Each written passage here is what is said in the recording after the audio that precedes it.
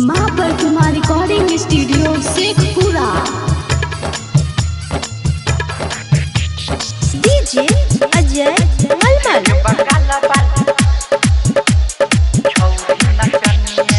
हेगे बंगाल वाली छौरी नचनिया, हेगे बंगाल वाली छौरी नचनिया, आई बने भैरी रात के कनिया। हेगे बंगाल वाली छौरी नचनिया, आई बने भैरी रात के कनिया।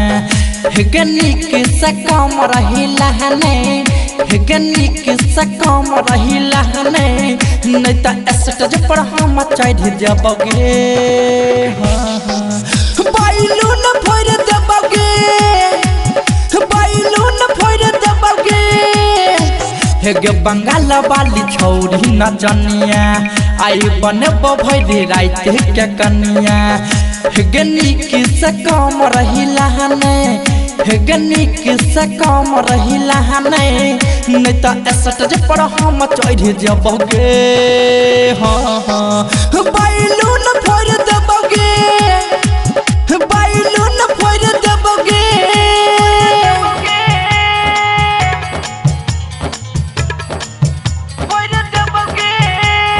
डीजे अजय मलमल।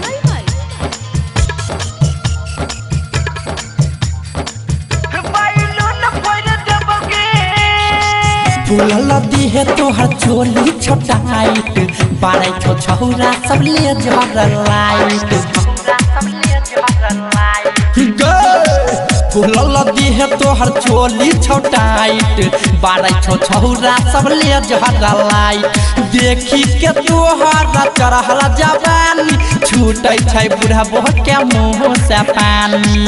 हेगे टेंगरी से घगरी हटाने, हेगे टेंगरी से घगरी हटाने, नहीं तो स्टेज पर हम चढ़ जबगे।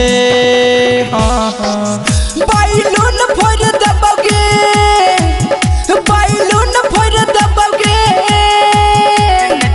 स्टेज पर हम चढ़ जबगे। डीजे अजय मलमल।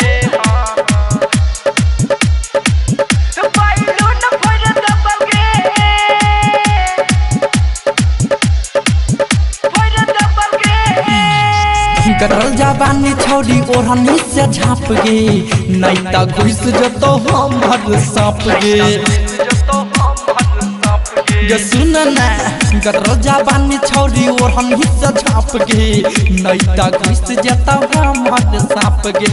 होरल मुख सबा गई तोरा नहीं छोड़तो, पकड़ के चुम्मा गई होठ में लेतो। हेगे सोनू दरभंगिया कहै छ, हेगे अजय सुबोध कहै छ, तोरा दिन में भर दिन नचैबोगे।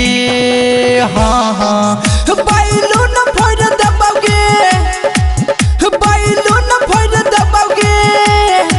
हेगे बंगाल वाली छौरी नचनिया, आई बने भैरी रात के कनिया। हेगे निक से कम रही लहने, हेगे निक से कम रही लहने, नहीं तो स्टेज पर हम चढ़ जबगे। बैलून फोड़ देबगे।